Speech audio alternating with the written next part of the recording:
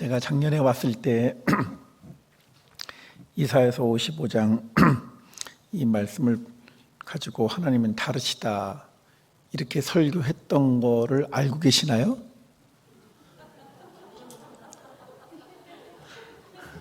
네.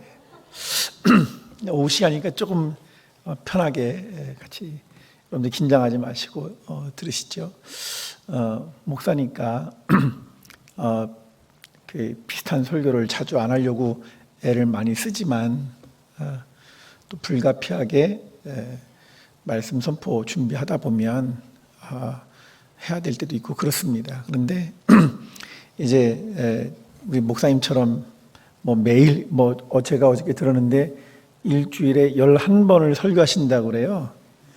여러분들 그게 성도님들은 생각하실 적에 원래 목사님들은 늘 그러니까 그렇게 하실 수 있어라고 생각하실지 모르지만 그게 둘 중에 하나입니다. 일주일에 11번 설교 준비를 한다는 것은 잘 들으세요. 오해 없으시게 돼. 아주 놀라운 일이거나 미쳤거나 둘 중에 하나예요. 제가 좀 이제 이 말씀을 드리게 되는 이유가 있어요. 제가 이제 공부를 하러 갔는데 맨날 이렇게 독일 얘기하면은 옛날 얘기하나 보다. 그런데 그게 아니라 이제 와서 그게 느껴지기 때문에 그렇습니다. 뭐냐면 가서 이제 한 몇 달쯤 지났을 때에 독일 목사님이 저를 초청을 해 주었어요. 그러면서 본인 교회를 좀 와서 한국 교회가 부흥한다는 얘기를 듣는데 한국 교회 부흥에 대한 얘기를 좀 해달라는 거예요. 독일 목사님이. 왜냐하면 독일 교회는 그냥 짜부러들기 시작했거든요. 벌써 그때부터. 그래서 이제 제가 가서 한국 어떤 민족인지 인구는 몇 명이고 그다음에 이제 할 수 있는 방법은 언제 선교사님들이 들어와서 복음을 전했는데 지금 현재 기독교인의 숫자가 얼마나 된다 그랬더니 독일 사람들이 막 깜짝 놀라는 거예요. 우선 짧은 기간 동안에 기독교인들이 늘어난 것 때문에 놀라는데요. 그 다음번에 제가 이거 봐라 이게 먹히네 그런 생각이 들어서 제가 또 좀 자세히 얘기를 했죠. 내가 목회자 자녀인데 예를 들어서 우리 아버지가 어떻게 일하는지 좀 얘기를 하겠다. 그래서 이제 목사님들은 새벽 재단을 쌓으시니까 내심은 매일 일어난다. 그래서 새벽 기도를 하는데 교인들이 새벽에 이렇게 와서 아침부터 예배를 드린다. 그 얘기를 하고 그 다음에 이제 어떤 교회는 저녁 기도회라는 것도 있다. 얘기를 하고 그 다음에 수요 예배 또 금요 철야 그다음에 주일날에 아침 예배 그때는 이제 저녁 예배죠. 저녁 예배 이렇게 예배를 드린다. 그랬더니 이번에는 놀라는 게 아니라 이상한 사람 보듯이 저를 쳐다보는 거예요. 그래서 저는 아주 신나게 얘기를 했죠. 근데 이제 잘 전달했습니다. 끝나고 난 다음에 수고했다고 인사도 나누고 다 그랬는데 한 분 독일 성도님이 나가시면서 너 얘기 잘 들었는데 제가 이제 그때 나이가 어려서 유학을 갔으니까 이제 너라고 말하는 거야. 너 얘기 오늘 참 잘 들었는데 그래서 사실이야? 이렇게 말하더라고요. 그래서 제가 깜짝 놀랐어요. 내가 비록 목사는 아니고 그때 전사 때인데 유학을 가서 그래도 한국 교회가 얼마나 부흥했는지를 또 한국 교회가 어떻게 성장하는지를 소개해달라고 해서 잘 준비를 해서 안 되는 독일어를 열심히 연습을 해서 그래서 그렇게 얘기를 했는데 처음에는 막 짧은 기간 동안에 교회가 이렇게 많이 생기고 교인들이 봉사하고 교인들이 숫자가 많다고 그러니까 그때는 막 그러면서 막 서로 쳐다보면서 그래 대단한 것 같아 이렇게 하더니 그 다음번에 제가 그런 일이 그냥 이루어지는 게 아니라 목회자들이나 성도들의 헌신이 있기 때문에 가능한 거다.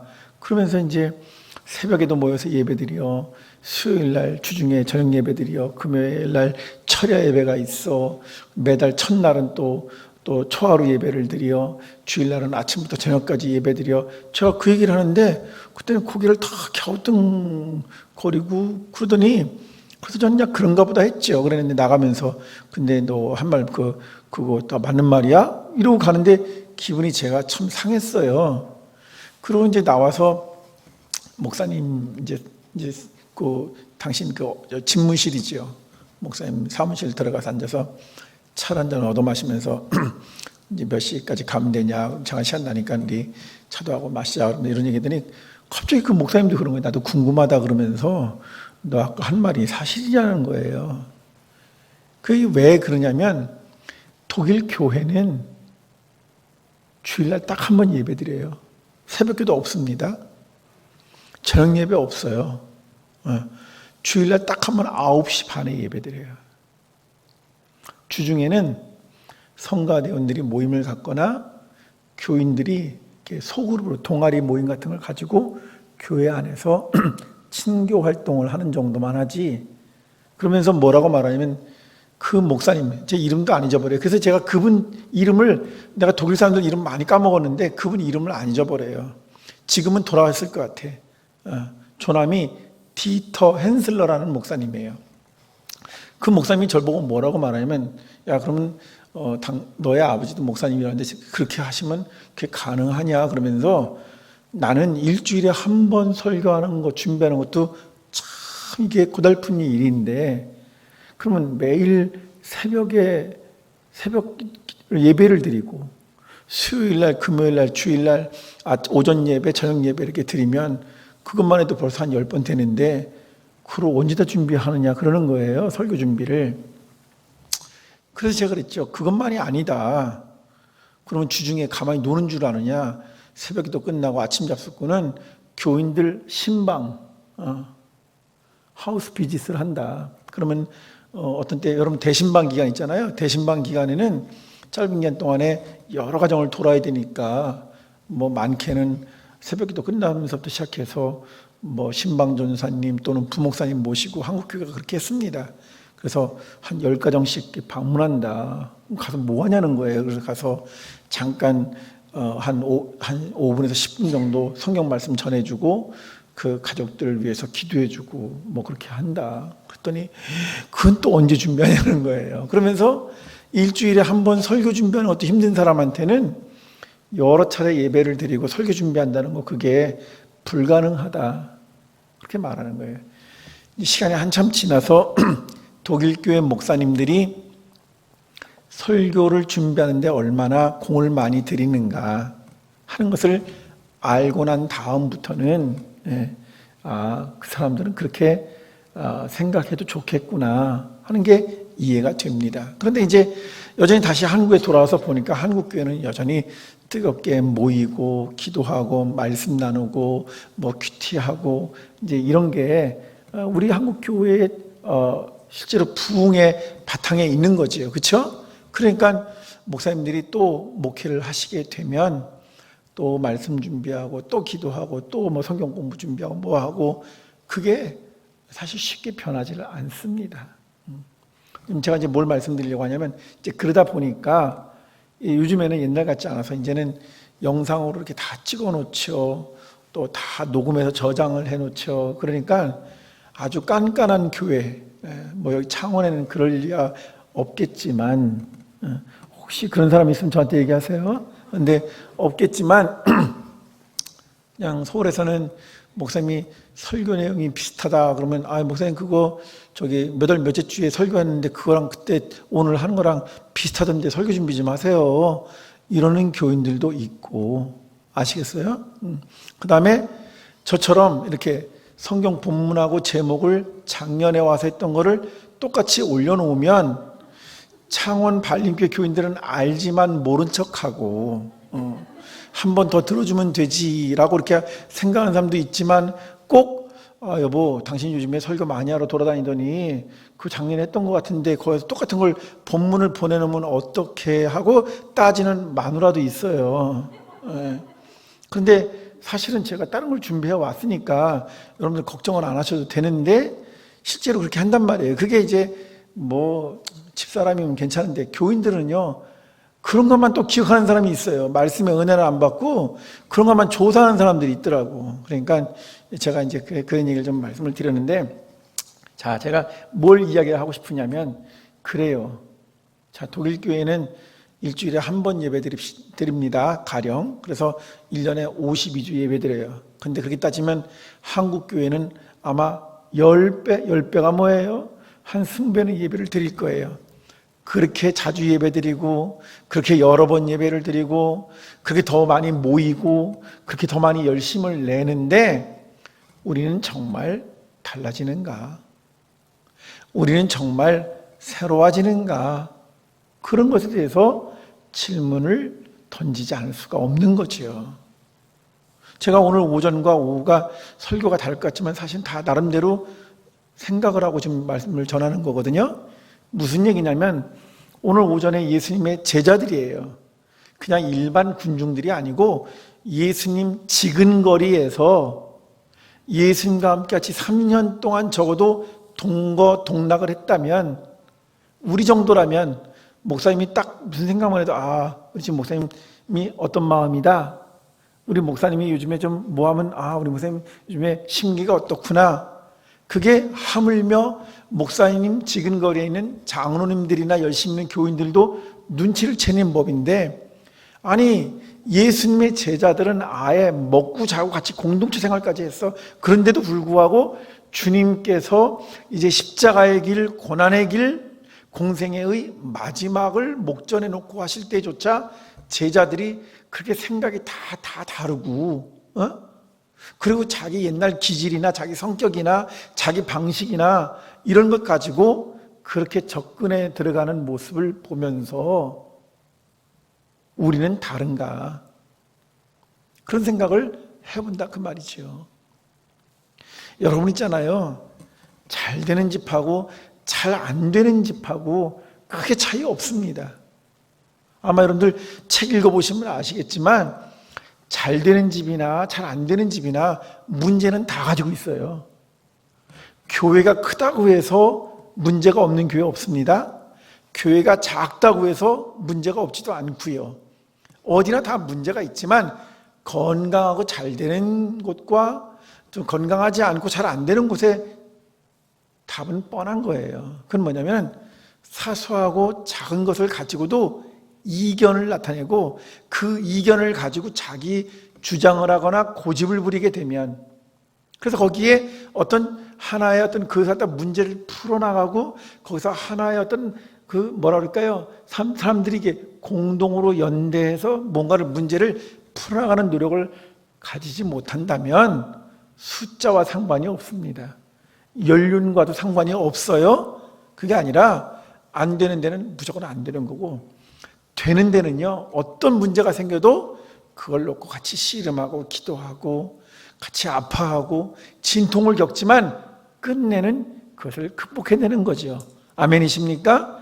저는 지금 우리 교회로만 놓고 봐서도 그럴 수 있고, 다시 말하면 교회가 성장하는 과정 가운데서 당연히 거쳐야 되는 단계도 있고, 또 하나는 지금은 이걸 넘어서서 코로나라고 하는 또는 우리 사회 전반적인 분위기 속에서 놓고 볼 적에도 또 교회가 이 파도를 넘어서야 하는 것은 분명한 일이기 때문에 저는 이 시기야말로 교회가 하나님과의 관계를 올바르게 설정할 수 있는 좋은 기회로 삼았으면 좋겠다, 그렇게 말씀드리고 싶은 거예요.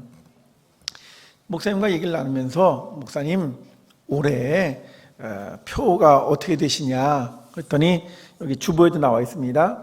여호와 보시기에 정직하게 행하는 교회와 성도. 여기서 중요한 단어는 아마 정직이라는 것이죠. 정직. 자, 그런데 그 앞에 뭐냐면 하나님이 보시기에, 여기 중요한 거예요. 정직하다는 말은 그래요, 우리도 정직하게 나아가야 되죠. 하지만 하나님이 보셨을 때 정직한 게 중요한 거예요. 사람이 볼 때 정직한 게 아니라 하나님이 보실 때 정직해야 되는 거예요. 우리가 선을 행해야 되지만 문제는 그 선, 우리가 행하려고 하는 선이 하나님이 보실 때 기뻐야 참 선이 되는 겁니다. 제가 이 말씀을 드리는 이유는 이제 설명을 하나 드릴게요. 여러분 중세 때 로마 가톨릭 교회에서는요, 여러분 아주 옛날이나 지금이나 또는 동양이나 서양이나 옛날이나 지금이나 가난한 사람은 가난하고 부자는 부자예요. 이거를 극복했던 적이 한 번도 없어요. 인류 역사상 가난과 부, 이 다시 말하면 이것을 갖다가 이 불평등의 관계를 해결하거나 가난의 문제를 극복했던 적이 없었습니다.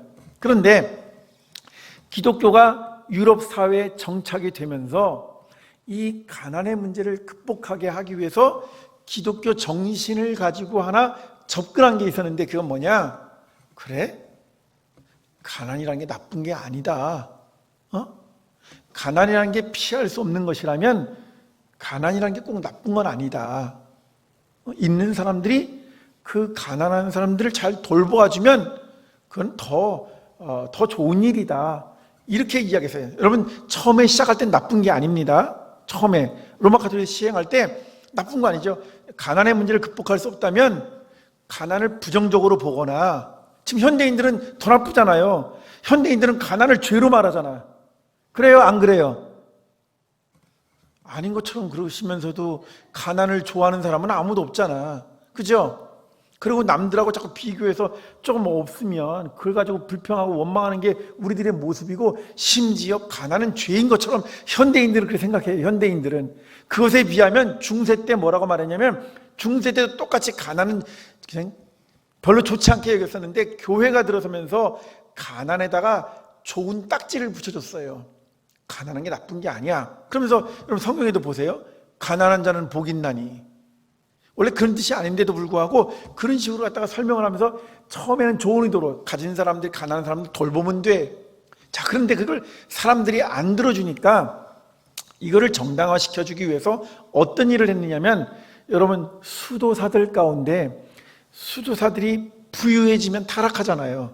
그래서 중세 때 교황이 명을 해서 구걸 수도사, 다른 말로 말하면 걸식 수도사 제도라는 걸 만들었어요.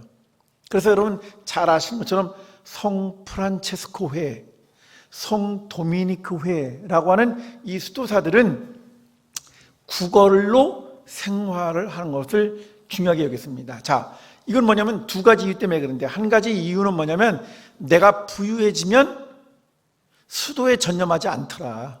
먹고 살만하고 등 따숩고 배부르면 누가 기도 열심히 해요? 예나 지금이나 똑같지요. 그러니까 안 하려고 그러는 거예요. 그러니까 자발적 가난을 취하는 게 좋다. 그런데 자발적 가난을 가지고 있으면 어떻게 먹고 살아요? 그러니까 그런 사람들을 도울 수 있도록 해야 돼서, 두 번째는 뭘 해야 됩니까? 탁발, 구걸하러 다니지요.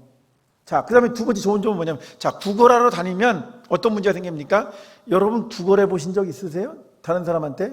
어디 가서 미안한데 나 좀 요즘에 사업이 좀 어려운데 돈 좀 구워줘. 여러분 이거 있잖아요. 그런 말 하는 거 쉽지 않아요. 그죠? 하다못해 난 오늘 좀 요즘에 좀 어려워서 돈이 없는데 밥 한 번 좀 사주어. 이런 말 쉽지 않습니다. 이거는요, 여러분 누구나 다 마찬가지지만 사람에게는 알량한 자존심이라는 게 있잖아요. 그래서 얻어먹으면서도 어떤 사람은 차라리 내가 배고프고 그래도 난 그런 말 못해, 이런 아주 자존심이 강한 사람도 있고, 또 자존심이 없어도 누구한테 얻어먹을 때 기쁘게 얻어먹는 사람은 없습니다. 그런데 어떻게 하면 구걸이 가능해지느냐? 내까지 게 뭐 대단한 사람이 아닌데, 난 보잘것없는 사람인데 하고 자기를 겸손하게 낮추고 내려놓으면 자존심을 생각하지 않는 거예요. 이해가 되시겠습니까? 자, 그러니까 첫 번째 의도는 수도사들이 등 따숩고 배부르면 안 되니까 자발적 가난, 자발적 청빈을 하도록 만들어 놓고, 두 번째로는 자기가 생계를 유지하기 위해서 구걸을 하고 걸식을 하러 다닐 때 자존심 이런 거 내세우면 안 되니까 자기를 낮추고 내려놓고 비우게 하기 위해서, 그래서 자기가 겸손하라, 이 겸손한 것도 수도의 한 행위다, 이렇게 가르쳐 놓았어요. 그래서 수도사들이 구걸, 수사, 걸식 수사를 합니다. 자, 그 다음에 여기다 한 가지만 덧붙이면, 자 보세요. 그러면 수도사들이 이렇게 돌아다니면서 뭘 구걸하면 누군가가 저 수도사들이 우리를 위해서 기도를 많이 해주고 하나님 주의 종이 되겠다는 사람들, 어려운 사람들인데 우리가 도와줘야지 하는 마음이 든다면, 나는 구걸을 하지만 누군가는 남을 도와줘야지 하는 선을 행할 수 있잖아요. 그렇죠? 그래서 중세 때 이 제도가 만들어진 건 나쁜 의도로 만든 게 아닙니다. 아시겠어요? 처음에는 좋은 의도로 충분히 그러한 일이 가능했던 거예요. 자, 그런데 시간이 지나니까 어떤 일이 발생할까요? 수도자들은 얻어먹는 게 당연한 일이 됐어. 야, 우리가 이렇게 하는 거는 다 너희들을 선을 베풀려고 하는 거야.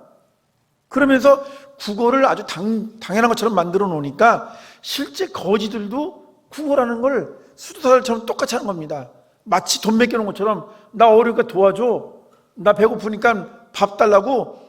여러분, 이런 사람들이 늘어나기 시작하면 어떤 문제가 생깁니까? 제가 이렇게만 얘기하면 여러분들 이해가 잘 안 가실까 봐 말씀드리는데, 저 서울에 가시면, 창원에는 없겠지만 서울에 가시면 무슨 역에 가면 그냥 우리 그런 분들 많이 계세요. 저는 그런 분들을 비난하려고 말씀드리는 게 아닙니다. 천만의 말씀 오해하지 마세요. 누구든지 그렇게 살고 싶은 사람이 없지만 사업에 실패하기도 하고 자기 생각대로 되지 않아서 처음에는 내가 이 생활을 어쩔 수 없이 살아가지만 이걸 내가 청산하고 내가 다시 사회에 복귀해야지. 하지만 그게 자기 마음대로 안 되니까 시간이 지나면 어떻게 됩니까? 낙담하고 실망하니까 그냥 구걸로 살아가고 보조금 받고 살아가고 살다 보니까 뭐 이렇게 사는 게 뭐 그다지 나쁜 것 같지도 않고 뭐 인생 편하네. 그러고 누르는 순간 처음의 의도와 달리 어떻게 됩니까? 그것이 사회적 문제가 되는 거죠. 무슨 말인지 아시겠어요? 자, 처음의 의도와 달리 시간이 지나면서 유럽 사회에 국어라는 일이 마치요 당연한 것처럼,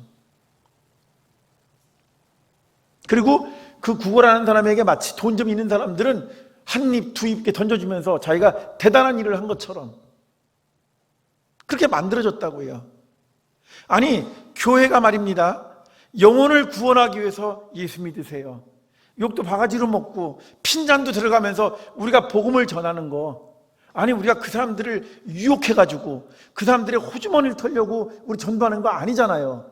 우리는 내가 너희를 사람을 낳는 어부가 되게 하겠다라고 말했을 적에는 그 영혼이 하나님을 만남으로써 그냥 이렇게 살아가는 것이 아니라 더 고귀한 삶이 있다고 하는 것을, 더 거룩한 삶이 있다고 하는 것을, 정말 세상에 알 수도 줄 수 없는 기쁨이 있는 삶이 있다고 하는 것을 우리가 함께 나누고 싶어서 우리가 전도하는 거예요. 그것 때문에 때로는 핍박을 받기도 하고, 그것 때문에 때로는 오해를 받기도 하고, 그것 때문에 때로는 우리가 헌신하고 충성하는 거지. 아니, 우리가 고작 해야 교인들 숫자 명 더 늘려다 놓으려고, 그래서 헌금 더 많이 나오게 하려고. 아니, 세상에 그렇게 하는 목사가 어디 있고 그렇게 하는 장로님들이 어디 있겠어요. 그런데 만에 하나 시간이 지나면서 그게 마치 우리들도 모르게 내가 명색이 전도사인데, 내가 명색이 장로인데 그 1년에 한 명 정도는 전도해야 되는 거 아니야 하고 압박감을 받아서 마지못해 산다면 그거 하나님 기뻐하시지 않아요. 그런 것처럼 중세 때 여러분 있지 않습니까? 이런 것들이 교회가 처음에 좋은 의도로 만들어 놓은 건데 시간이 지나면 이게 왜곡되는 거예요. 그리고 굉장히 인간적인 방식으로 이게 타락해버리죠. 그러니까 중세 때는 아예 그 때문에 국어라는 사람들, 거지들하고 선을 베푸는 사람들 마치 계층이 발생하는 것처럼 이거를 만들어 놔버린 거예요. 원래 그게 아니어야 되는데. 그러니까 나면서부터 거지가 생기고 대를 이어가면서 가난을 대물림하고 거기에 대해서 누군가가 이야기해서 이것을 극복하게 만들어졌는데 그걸 못하겠던 거거든요, 교회가. 왜? 잘못된 시스템을 나중에 시간이 지나면서 만들어 놓으니까 처음의 의도와 달라진 거죠. 지금 제가 말씀드린 걸 무슨 뜻인지 이해가셨으면 좋겠어요. 그런 것처럼 그래서 종교개혁이 일어나게 되었을 때요, 루터라든지 칼빈이라든지 멜라니톤, 부게나겐, 죄송해요, 제 전공이 나와서 여러분들 그냥 한 귀로 듣고 한 귀로 잊어버리세요. 저는 이게 참 잘못된 습관이에요. 왜냐하면 이게 설교하다가도 갑자기 제 전공이 나오면 내가 아는 모든 지식이 갑자기 튀어나오는 바람에 삼천포로 빠지는데, 아무튼 그 유명한 사람들이 하나같이 이구동성으로 그냥 맹목적으로 국어라는 거 이거 금지시켜야 된다고 그랬습니다. 아니, 그럼 그 사람들은 가난한 사람들, 거지들을 불쌍히 여기지 않았기 때문에 국어를 금지시켰습니까? 아니죠. 그게 아니라 국어를 갖다가 자기가 마치 나는 이렇게밖에 살아갈 수 없어 라고 그 자리에 멈춰 있는 것을 그게 아니다 라는 걸 가르쳐 주려고 하는 거예요. 지금 세상 많은 사람들이 어떤 방식으로 살아가느냐, 그저 내 인생은 나의 것, 그냥 서로 치열하게 싸우고 경쟁하고 비교하고, 그래서 성공이라는 기준을 딱 만들어 놓고 그렇게 마구 달려가는 사람들 앞에 우리가 먼저 하나님의 은혜를 받았다면 그게 아닙니다 라고 말할 수 있는, 그게 바로 전도예요. 그게 아니요 라고 말해주는 게 전도라고. 그게 아니라 아유 당신이 하는 일이 옳으신데 기왕 하는 김에 우리 교회 같이 와서 같이 하시죠, 이건 전도가 아니에요. 세상 사람들을 몸뚱아리를 교회에다 갖다 놓는다고 해서 전도인 줄 아십니까? 우리가 내가 너희로 사람을 낳는 어부가 되게 하리라 라고 말했을 적에 그냥 사람들을 미끼 삼아서 데려다 놓으려고, 그게 전도가 아니라고요. 하나님을 만나게 해야 돼요, 하나님을. 그래서 하나님 보시기에 정직하게 행하는 거, 이게 만약 올해 우리의 목표 구호라고 한다면, 사랑하는 성도 여러분, 우리가 얼마나 그동안 잘못된 습관에 있었는가, 이거 한번 돌이켜보셔야 된다고요. 목사니까 설교하는 거고 장로니까 예배, 모든 예배 다 참석해야 되고 의무감 때문에 한다면 여러분 그거 하나님 기뻐하시지 않아요. 다른 사람이 볼 때는 아유 우리 목사님 대단하셔, 일주일에 11번씩 설교 준비하시니까, 아유 우리 장로님들은 그냥 모든 공예배를 하나도 빠지지 않아, 장로는 저 정도는 돼야지. 그 시선 때문에 장로하는 거 아니잖아요. 네? 우리가 직분 받으려고 하는 것도 아니고. 여러분 천만의 말씀입니다. 하나님 보시기에 나는 알아, 힘들고 어려운 중에도 마음과 정성을 모으는 사람들, 때로는 다른 사람이 불편하게 여기지만 그것이 옳기 때문에 그건 아닌 것 같아요 라고 어려운 이야기를 할 수 있는 사람들, 그런 사람들이 있어야 그게 바로 참된 신앙 공동체가 되는 거죠. 여러분 제가 지금 하나님은 다르시다, 아 그렇지, 우리 인간은 깨어지기 쉽고 상처받기 쉽고 늘 실패하고 좌절하고 불완전하고, 그런 거에 비하면 하나님은 완전하고 거룩하고 충만하고 온전하고 모든 좋은 그 수사를 갖다가 다 하나님께 붙인다고 해서 하나님 다르시다, 그런 뜻이 아닙니다. 그게 아니라 하나님이 바라보는 시선이 다르시다는 거예요. 여러분 그걸 아셔야 된다고. 여러분 그게 제가 오늘 아침에도 말씀드렸지만, 참된 위로는 제자들의 실패를 보면서 아유 제자들도 저 정도밖에 안 되는데 이 정도면 됐지, 그게 위로가 아니라 그런 제자들에도 불구하고 주님은 내가 너희를 위하여 예비할 처소를 마련하러 간다. 다시 말하면 우리를 위하시는 분, 그게 진정한 위로가 되는 것처럼 하나님이 다르시다는 것은 우리는 별 볼 일 없는데 하나님은 뭐 대단하신 분이다, 나는 그분을 믿고 있으니까 그분이 어떻게 나중에 문제를 해결해 주겠지, 그래서 다르시다가 아니고, 내가 내 모습을 보고 때로는 내가 나를 정죄하고 내가 또 다른 사람 보고 내 마음에 안 들어서 아 저 사람이 저거밖에 안 되라고 그렇게 나는 설령 보고 그렇게 말이 나온다 할지라도 분명히 하나님은 그를 바라보는 관점과 시선이 다르다고 하는 거죠. 오늘 우리들의 사회는요, 나랑 조금만 다르면 용납이 안 돼, 용납이. 그러니까 저 사람이 왜 저래? 그리고 항상 자기 편 만들려고 하는, 자기 편. 왜 꼭 교회에도 오면 큰 교회건 작은 교회건 자기 편을 만드냐고. 그래서 딴 사람이 지 편 들어주니까 기분이 좋으세요? 네?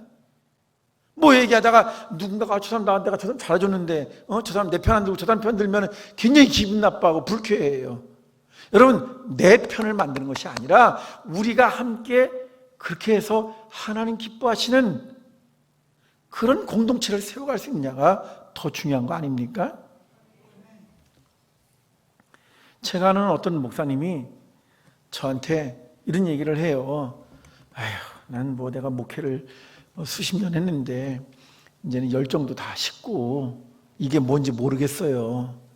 분명히 열심히 산 것 같긴 한데 그런데 지금 돌이켜놓고 보니까 참 초라하고 난 아무것도 아닌 것 같아요. 나는 하늘 상급도 없을 것 같아. 그러면서 아주 낙심을 하셨어요. 그래서 목사님 왜 그러세요? 하나님이 아시잖아요. 하나님이 보시는데 하고 제가 입에 발린 소리를 했지. 제가 저도 입에 발린 소리를 했다고. 그 목사님이 이렇게 편들어 주느라고. 아시겠죠?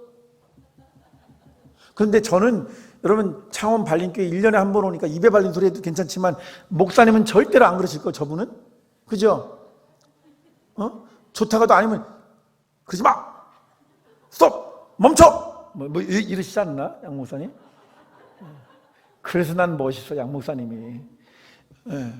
아니, 저는 그렇게 못해. 근데 하여튼 어떤 그 목사님이 너무 좀 이렇게 뭔가 낙담하신 것 같아서, 이 목사님 왜 그러세요? 하나님 다 아시는데, 왜 그러셔? 하고 내가 이제 막 이렇게 쉽게 말하면 그냥 듣기 좋으라고 얘기를 했어요. 했더니 그 목사님이 저한테 아주 가슴 뜨끈한 얘기를 하는 거예요.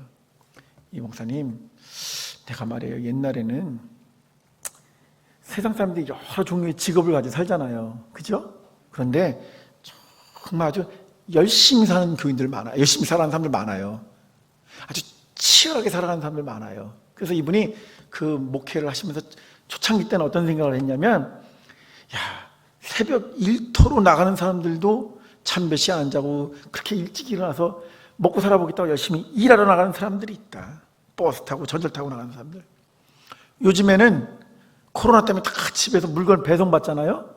여러분, 밤에 한 10시 전에 탁탁탁 물건 해놓으면 새벽에 촌정도 안 누르고요, 물건을 집 앞에다가 탁 놓고 가요. 얼마나 편한지 몰라. 그죠? 그 제가 마누라 보고 그러지. 당신 하는 게 뭐가 있는데. 빨래는 세탁기가 돌려줘. 청소는 청소기가 돌아다녀. 밥은 밥솥이 다 해놔. 그 다음에 시장을 보러 갈 일도 없잖아. 딱 배송만 해놓으면 그 마켓 컬린지 뭔지 이놈의 게 딱 나타. 그런데 여러분, 아침에 일찍 어딜 나가느라고 새벽에 나가다 보니까 새벽 배송을 젊은 여자 청년이 하더라고. 그 트럭 몰고 다니면서. 자, 보세요.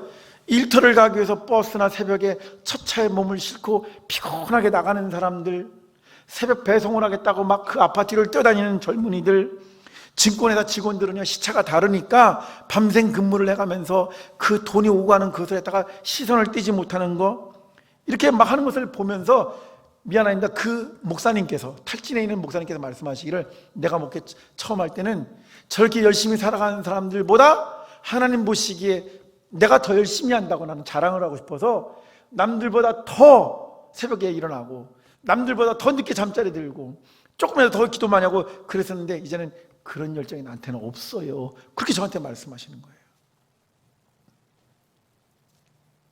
그 말을 듣는 순간, 참, 저는요, 저 마리 목사지, 저는 신학대학교 교수라는 이름으로 제가 새벽 기도를 하겠어요? 제가 신방을 다니겠어요? 전 덩터리인 거야, 덩터리. 한 번은 아버지한테 혼났잖아요. 아버지가 그러는 거예요. 야, 이 목사, 너 그래가지고 넌 새벽 기도도 안 하고 그렇게 가지고 어떻게 목사 하냐? 그래서 아버지, 저는요, 아버지는 설교 준비하는 게 목사 역할하는 거지만 저는 애들에게 가르치기 위해서 책 보는 게 다 목회하는 거예요. 그러니까 이해해 주세요. 업이 달라요, 업이. 라고 핑계를 댔지만 사실은 목사님들에 비하면 그래도 편하죠. 목사님들은 1년 365일 휴가가 어디 있어요. 그런데 교수들은, 죄송합니다, 저 자랑하는 거 아니에요. 여름방학, 겨울방학 있잖아요.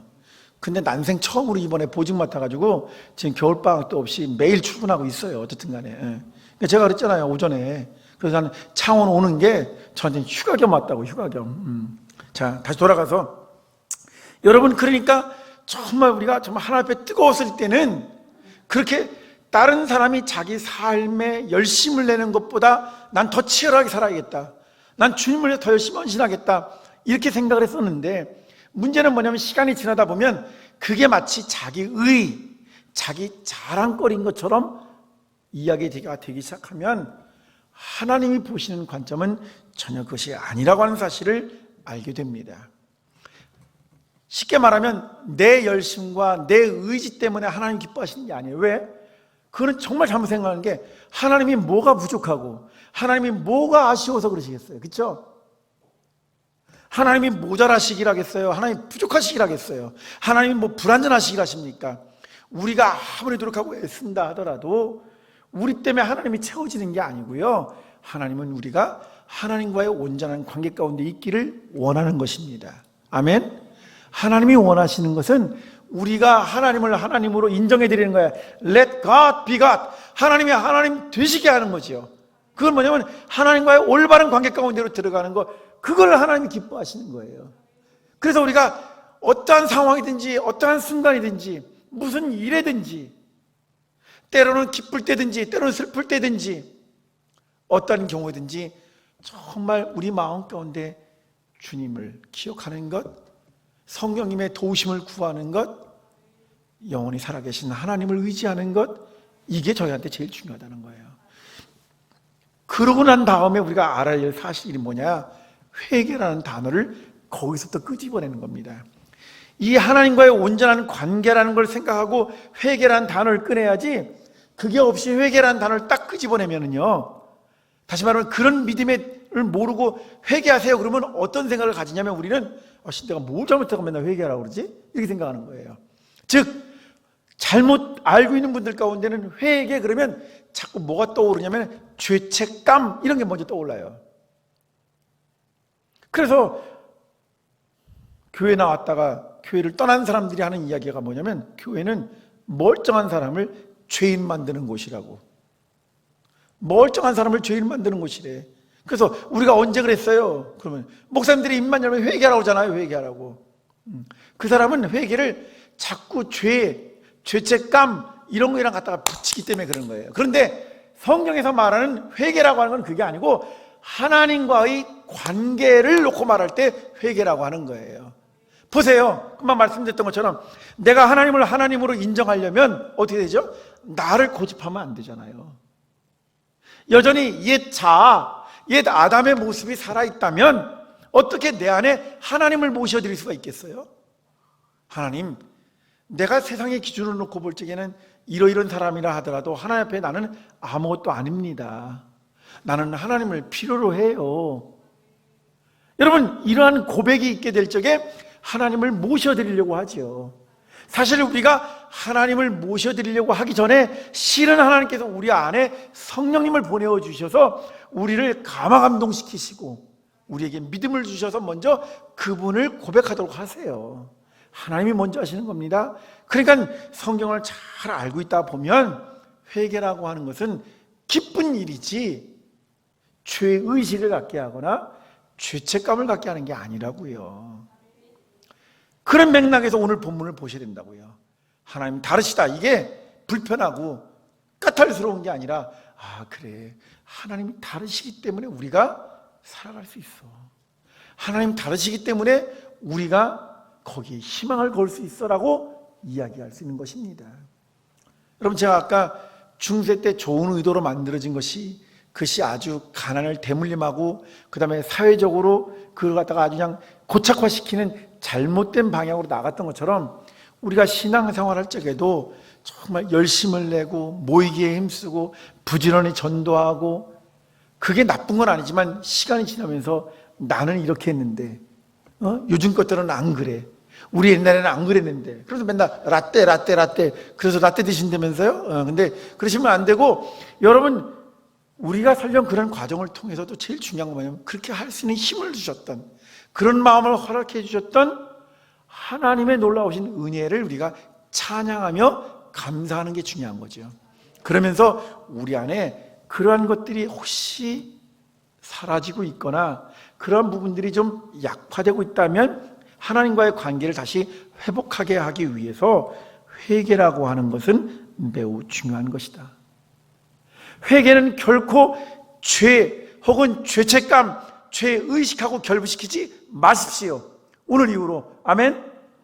창원 발림교회 성도님들은 회개라는 말을 죄와 연관된 모든 단어들하고 같이 붙이시면 안 된다 그 말이야. 오히려 회개라고 하는 것은 생명을 주는 것이다.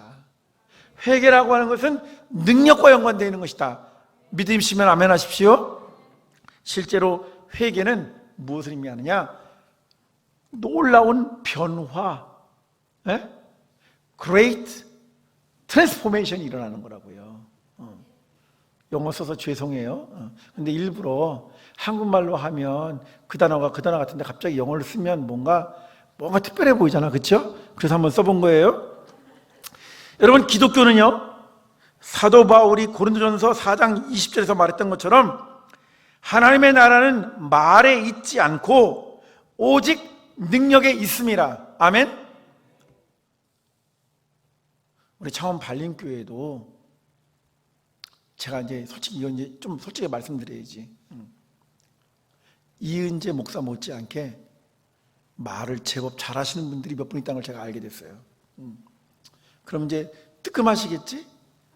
저 양반이 저렇게 말하는 거 보니까 저 양반하고 같이 얘기 많이 했던 사람들일 거 아니에요, 그렇죠? 이제 눈치챘을 거야. 장로님들 아시겠어요? 제가 보면 장로님들이 신앙의 연륜이 많기 때문에 교회를 오래 다니면 다 말 잘해요. 다 말 잘해. 말은 참 잘해. 그런데 문제는 뭐냐면 하나님의 능력이 나타나는 게 중요한 거죠. 그래서 우리가 회개라고 하는 것은 그냥 단순히 말을 하거나 뭐 간증을 하는데 그치는 것이 아니라 그 안에서 우리 삶을 통해서 역사하시는 하나님의 은혜가 나타나는 역사가 일어나야 되는 것입니다. 올 한 해 동안 우리 말씀 잘 하시는 목사님, 장로님들부터 하나님의 능력과 권세가 충만하시기를 주의 이름으로 부탁을 드립니다. 말씀대로 될지어다. 기도대가 형통하게 될지어다. 아멘이십니까? 그러니까 말 한마디에도 힘을 주어 하시고 기도 한 번을 할 적에도 정말 철저하게 하셔서 하나님, 내가 주의 거룩한 일꾼으로서 내가 한 말이 모든 세상 사람들에게 살아계신 하나님을 향한 권세가 되게 하옵소서. 여러분들의 가정과 여러분들의 일터가 본이 되고요, 성도들에게 귀감이 되기 시작하면 기독교는 말에 있는 것이 아니라 하나님의 능력과 권세에 있는 것이구나. 그리고 놀라운 역사가 일어나게 될 줄로 믿습니다. 아멘이시죠? 그러라고 말한 거지 장로님들이 말만 잘해라고 한 적은 없었어요. 아시겠죠?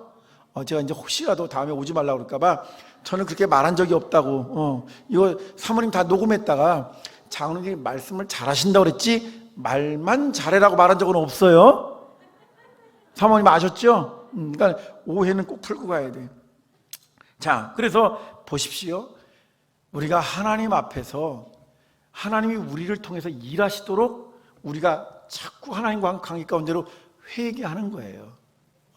회개란 아까 제가 뭐라고 말했습니까? 아주 위대한 전환이라 이렇게 말했잖아요. 왜냐하면 그리스어의 회개, 메타노이아란 돌이키다라는 뜻이 담겨져 있는 거예요. 방향을 바꾸다, 생각과 마음을 고쳐먹다, 기준을 바꾸다, 원칙을 새롭게 정하다, 그런 뜻이에요. 그러니까 이런 일을 어떻게 하느냐? 근데 어디다가 맞추느냐는 거지? 사람들한테 맞추는 것이 아닙니다. 세상 사람들의 트렌드에다 맞추는 게 아니라고요. 여호와 보시기에, 아멘이시죠? 여호와 보시기에 정직하게 거기다가 기준을 맞추고 그것이 하나님의 말씀이 원칙이 되는 것이고 그것이 신앙의 원리가 되도록 만들어야 된다는 것이지요.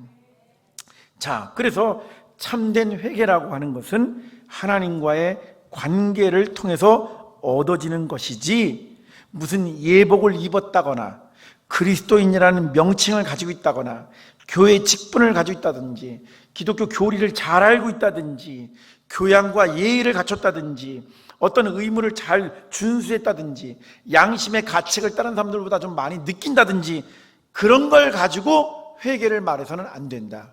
다시 말씀드립니다. 제가 누누이 말씀을 드려도 여전히 이게 잘못되니까 회개는 죄나 죄 근처에 있는 단어들하고 갖다가 붙이지 마십시오. 회개는 철저하게 하나님의 은혜, 하나님의 관계라는 단어에다 갖다가 붙이셔야만 합니다. 창원 발림교회는 오늘 이후로 회개라는 단어는 그렇게 쓰는 거다. 꼭 기억하셨으면 좋겠습니다.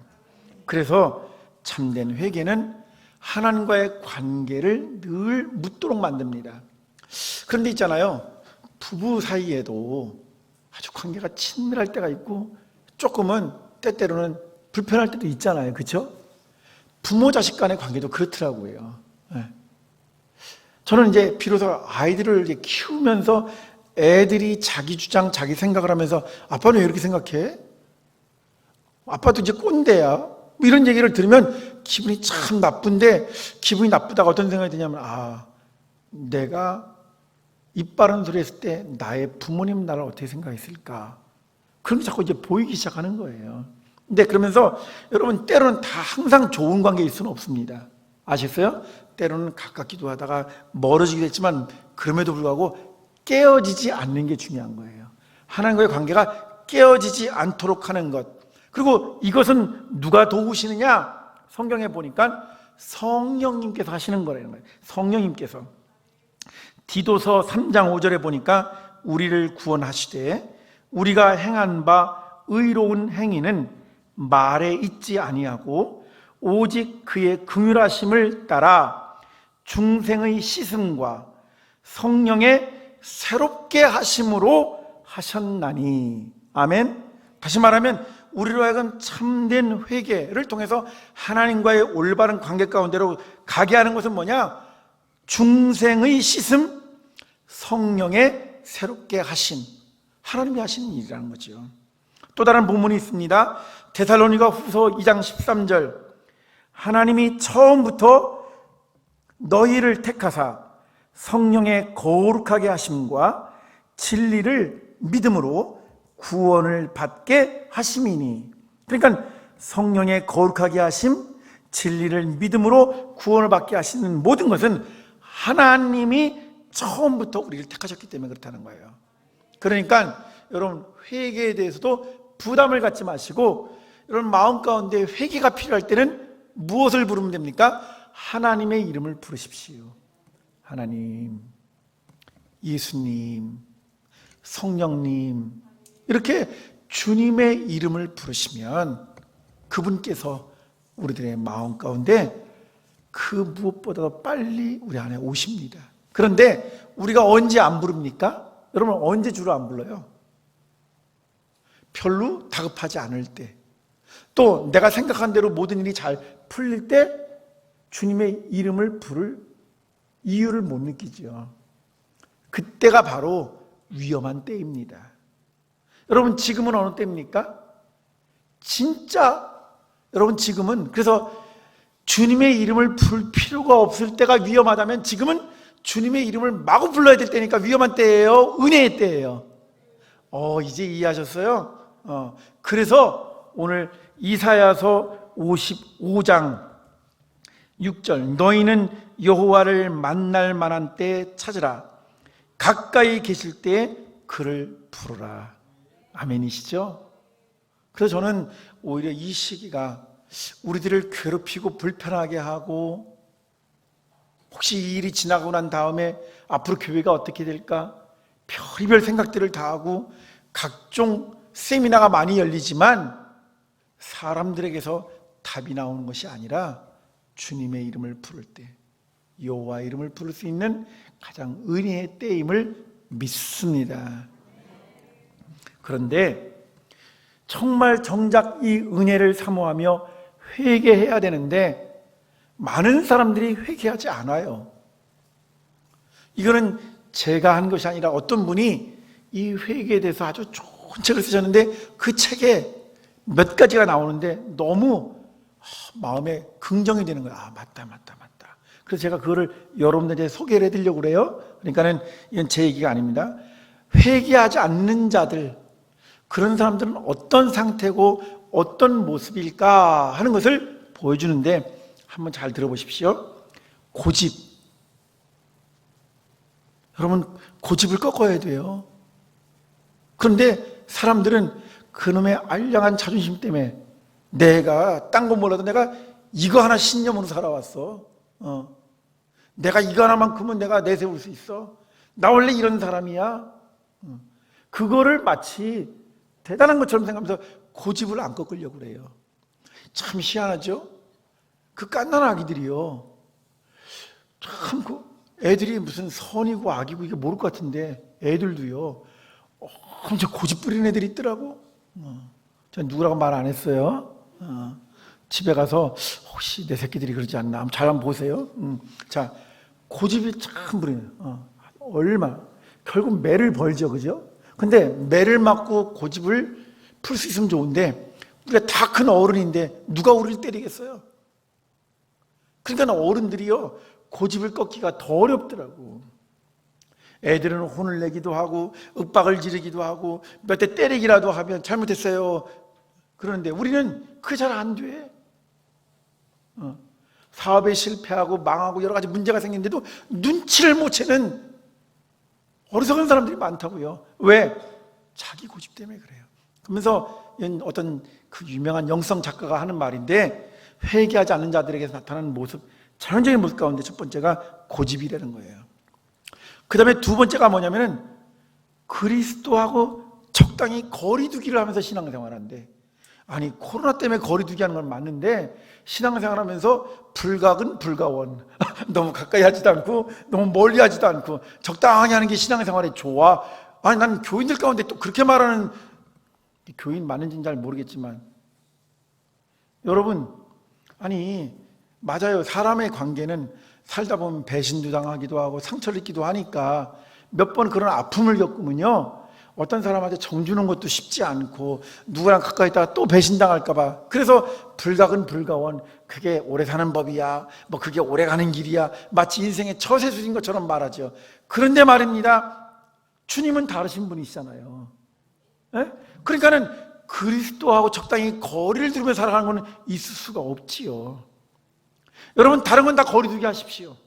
그런데 그리스도에게 거리를 두는 것은 매우 위험한 일입니다. 그렇게 할 수도 없지만, 아멘? 네? 그렇게 할 수도 없어요. 우리가 피해도 하나님 우리에게 오시는 거예요. 어떤 사람은 안 믿겠다고 막 난리를 쳐도 하나님께서 성경을 보시면 강제로 들여다가 쓰시기도 하고, 어떤 사람은 지가 믿어보겠다고 그냥 별의별 생각을 다 해도 하나님께서 아니라고 생각하면 저 광야에다가 처박아 놓으시기도 하고 그러잖아요. 그죠? 그러니까 우리 성경을 잘 보시면 하나님하고의 거리를 두게 할 수는 없어. 그런데 사람하고는 그럴 수 있지만, 여러분 하나님에 가까이 하지 않고 적당히 형식적 신앙생활을 하려고 하면 이건 잘못된 거다. 또 회개하지 않는 사람들의 특징이 하나가 있는데, 그건 뭐냐면은 잘못된 동기, 불순한 동기를 가지고 신앙생활하면 그런 사람들은 회개하지 않습니다. 제가 오전에 말씀드렸던 예수님의 제자들 가운데 어떤 이들은 영적으로 보지 않고 인간적인 욕심을 가지고 관계를 맺으려고 하니까 주님이 가시는 길을 이해하려고 하지도 않고 이해할 수도 없었던 거죠. 그러니까 신앙생활하면서 불순한 동기, 잘못된 어떤 그런 그 근거를 가지고 신앙생활하는 사람들은 결코 회개하지 않습니다. 또 그 다음에는 그냥 읽어드리면 다 알 것 같아요. 자기의 의의를 자꾸 나타내려고 한다거나, 또는 자기보다 누군가가 열심을 내는 사람을 시기하고 질투해서 은밀하게 증오하고 뭔가 자꾸 좀 잘못된 거 있으면 그 트집을 잡는 사람들, 또는 세상적인 것과 사람을 이야기하면서 요즘은 다 그래, 그럴 수밖에 없으라고 하면서 적당히 타협하고 안주하는데, 엄밀하게 말하면 그리스도보다는 세상을 더 즐기는 사람들, 그 다음에 교만한 사람들, 그 다음에 쾌락을 따라 살기를 원하는 사람들, 이런 사람들은 회개랑 상관이 없다 그 말이에요. 여러분 다 충분히 공감이 되시죠? 제가 이걸 뭐 하나하나 다 설명드리지 않더라도 여러분들 충분히 아실 수 있을 것 같아요. 그래서 여러분 이런 것들을 볼 적에 저는 지금 우리 성도님들한테 꼭 말씀드리고 싶은 것은, 회개란 하나님과의 관계, 하나님의 은혜와 연관되어 있는 것이지 죄나 죄책감이나 또는 세상의 기준, 세상의 방식, 다른 사람들의 시선, 이런 것하고 연결시켜서는 이거는 결코 해결되지 않는다는 걸 말씀드리고 싶습니다. 영국에 나온 위대한 설교자 가운데 조지 휘필드라는 사람이 있어요. 조지 휘필드. 1700년대 사람이니까 18세기 사람입니다. 이 사람의 어린 시절 생애는 잘 몰라요. 왜냐? 아버지에 대한 언급이 없고, 엄마가 생계를 유지하기 위해서 오늘날로 따지면 그 숙박업소를 운영했어요. 여인숙을 운영했다고. 그러다 보니까 뭐 옛날도 그렇지만 지금도 마찬가지겠죠. 그런데 들락달락거리거나 그런 데 와서 사는 사람들은 아마 하층 계급이거나 또 굉장히 인간적인, 너무나 인간적인 그런 것을 어려서부터 보고 자랐기 때문에 쉽게 세속적이고 죄에 노출이 되어서 살았던 사람이었습니다. 그랬던 그가 공부는 좀 잘했는지 옥스퍼드 대학을 들어갔어요.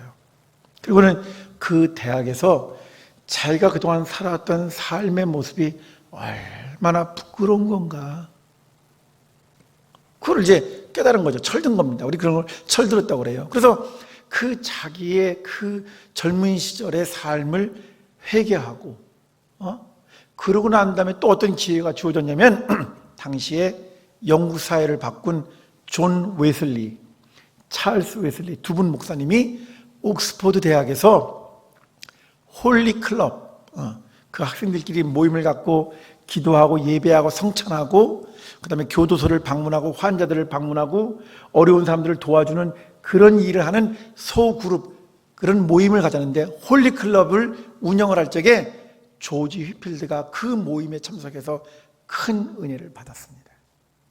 그런데 조지 휘필드는 집안 배경도 좋지 않고 자라는 환경도 좋지 않았지만 철저하게 자기 죄를 뉘우치고 하나님과의 온전한 관계 가운데 들어가고 난 다음에 하나님께서 그를 놀라웠게 사용하셨는데 그에게는요 탁월한 설득력을 가진 사람이었대요. 탁월한 설득력.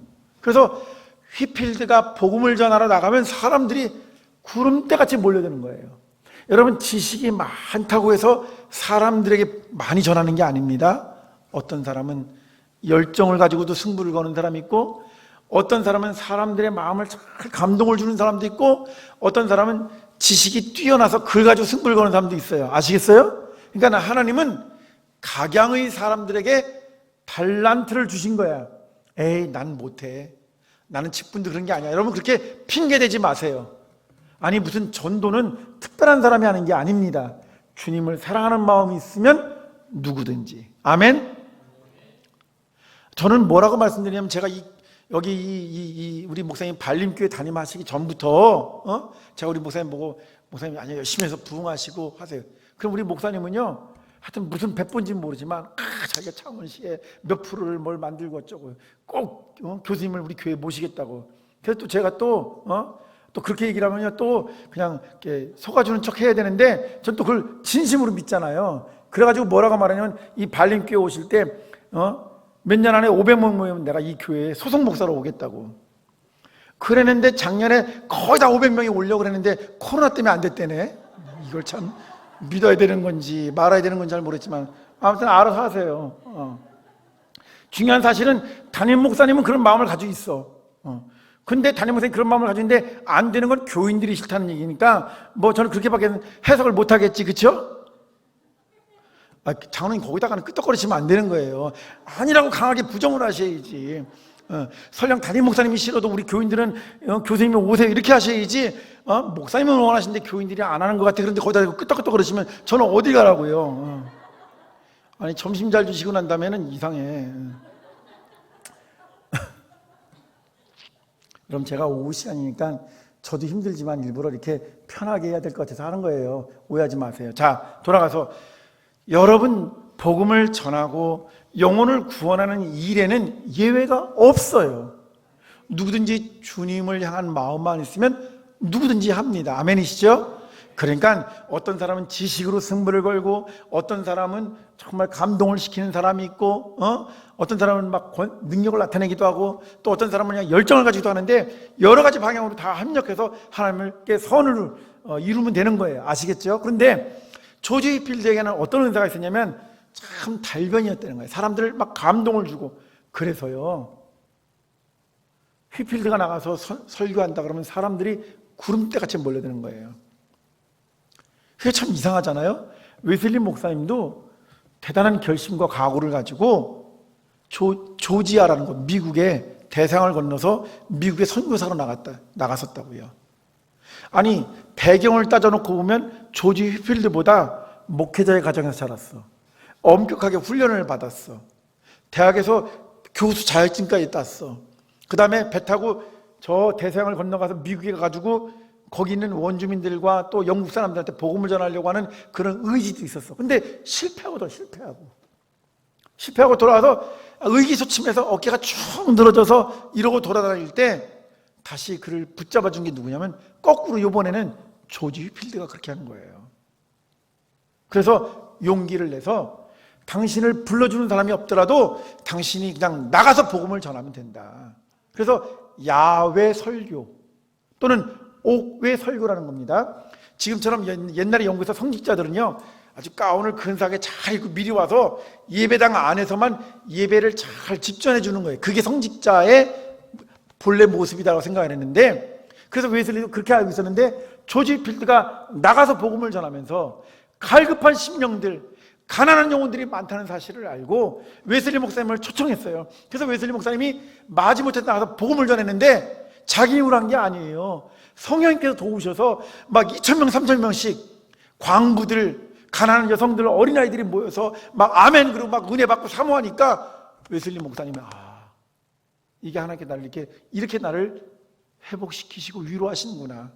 그래서 웨슬리 목사님도 평생에 말 타고 다니시면서 90세 넘어서까지 복음을 증거했지만 그것에 비하면 조지 필드는요 짧은 인생을 살았어요. 고작해야 56세.